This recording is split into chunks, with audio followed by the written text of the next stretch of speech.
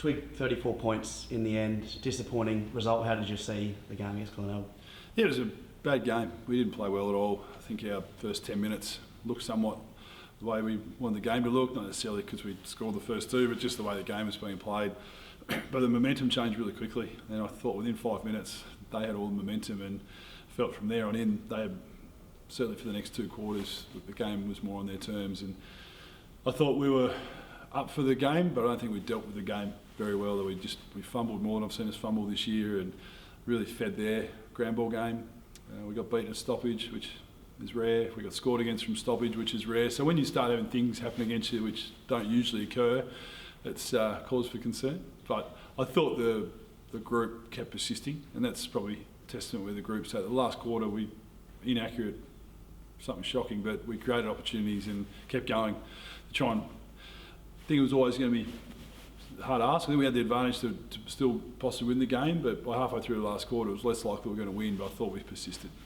Yeah, they had a lot to play for. Their top three was on the line, and they looked the more desperate team. I think they had 31 more contested disposal.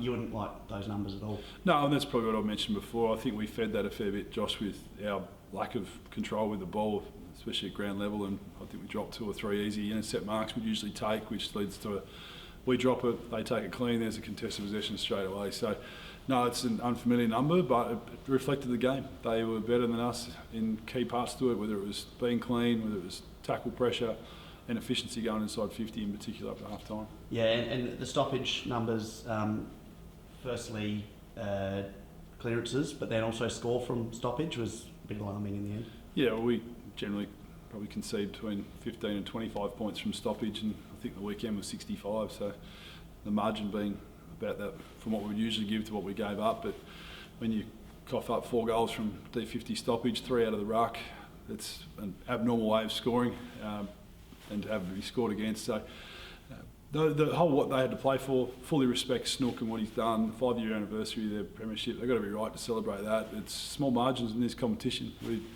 Like I said, I didn't think we weren't up for it. I thought we were mentally up for the game and prepared as well as we could from our reflection at training, but they dealt with the game better than what we did. Yeah.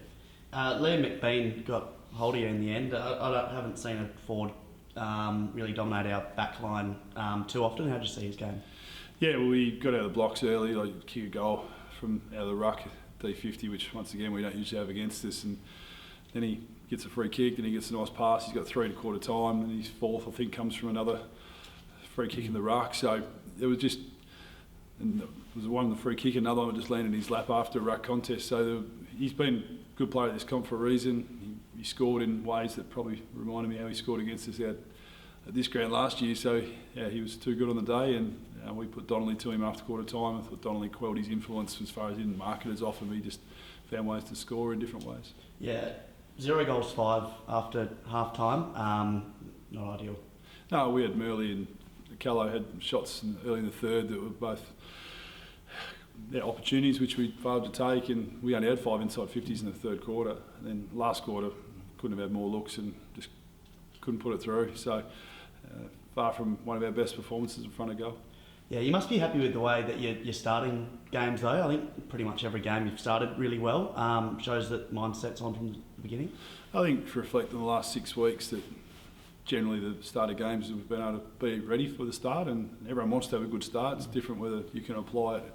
But yeah, the weekend had the first 10 minutes had a lot of look about it that we were pretty happy with, but it changed quite quickly and dramatically. And yeah, their senior and best players were all their better players on the day. Curran, Proud, Snook, Allen, McBean, all those guys had really strong games, and Rolly Holder I thought was really good for them as well. So they're good players.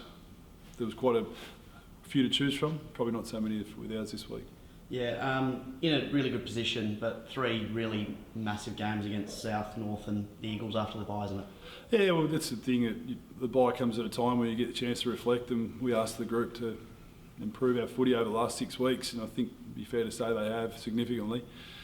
Got beaten by a better team on the weekend, but I think if we look at broad lens, the club's in a great spot. That we're giving ourselves the best chance to qualify in the best spot, and where we're supposed to be, that's in our control, how we attack these next 3 games. So hopefully a bit of personnel coming back as well, Josh. We're hoping that O'Neill, Nelligan, McLean, Mitch Carroll, Locke, Liam Robinson, are all guys that hopefully Jack Saunders as well didn't play on the weekend. It's 7 to 8 we hope will be available for the South Adelaide game.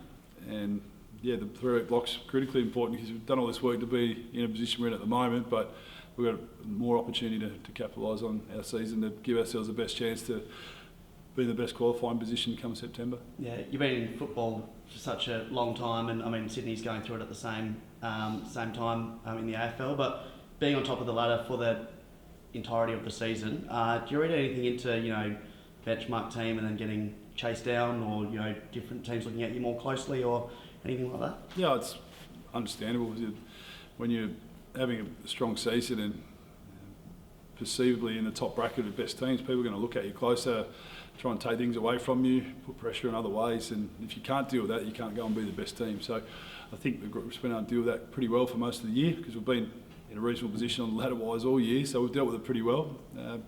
Yes, opportunity lost on the weekend, but I just see it as incredibly positive. That how do we look at how that makes us better, that game. That this group's been very, very good for us all year, and we've dealt with the challenges of personnel not being in. Hasn't been spoken about much, but the last 6 to 7 weeks there's been some pretty important players not available, and if we can bring them back in, graduate them back in at the right time, combined with what's already out there, hopefully there'll be a strong team assembled that really plays strongly and plays well together. That's the thing. We've probably, I'd like to think, it's been a bit of a trend and reflection of this group. They love playing together and they play like a team, and I think that'll serve us pretty well late in the year with the personnel that are coming back in. Yeah. What's the plan for the team and yourself throughout the bye period? So we'll have a review tonight. We use PAC a fair bit, which has been great.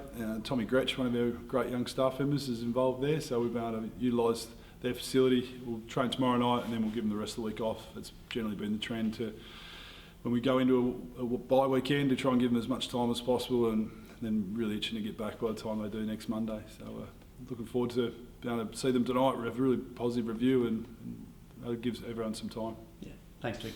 Thanks, Josh.